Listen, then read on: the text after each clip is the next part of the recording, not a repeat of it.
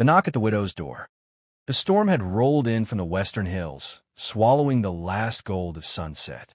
Rain came in fierce, uneven bursts that rattled the tin roof of Mary Halston's farmhouse. She stood by the window, her reflection fractured by raindrops, a silent companion to her solitude.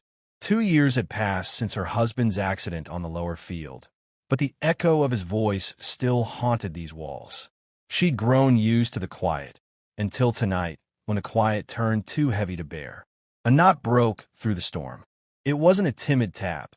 It was heavy, deliberate, like the world itself demanding to be let in. Mary hesitated, clutching her shawl tighter. No one came this far down the road at night. Not since her husband's funeral. The second knock came, louder this time. She crossed the floor, her boots soft against the worn wood, and opened the door. A giant stood before her.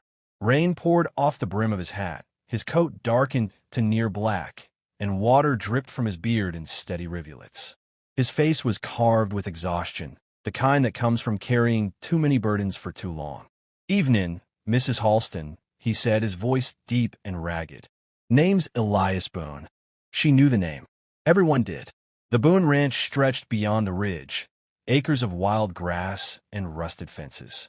His cattle could be heard bellowing for miles when storms rolled in. "Mr. Boone," she managed, her voice careful. "What brings you here at this hour?" He took off his hat, his wet hair plastered to his forehead. "I lost my wife today," he said simply. The words hung in the air like thunder that refused to fade. Mary blinked, unsure she'd heard right. I'm sorry for your loss." He shook his head slowly. "Not that kind of loss." She left, packed up and gone. Didn't say where. He gave a weary half-smile that wasn't really a smile at all. "Guess I just needed somewhere that wasn't empty." Mary's first instinct was to turn him away. A man alone, a woman widowed. It wasn't proper. But propriety felt small beside the raw pain etched into his face. She stepped aside. "Come in before you catch your death." Elias ducked beneath the doorframe. The warmth of the fire greeted him, and the room seemed to shrink around his massive presence. He stood there awkwardly, as if afraid his size might break something fragile. She handed him a towel. "Sit by the fire. I'll make tea."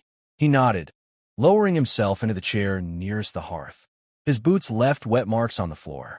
The light from the flames danced across his face, softening the sharp lines, revealing eyes that had seen too much.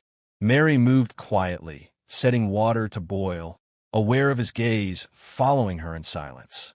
The air between them carried a strange weight, not of attraction,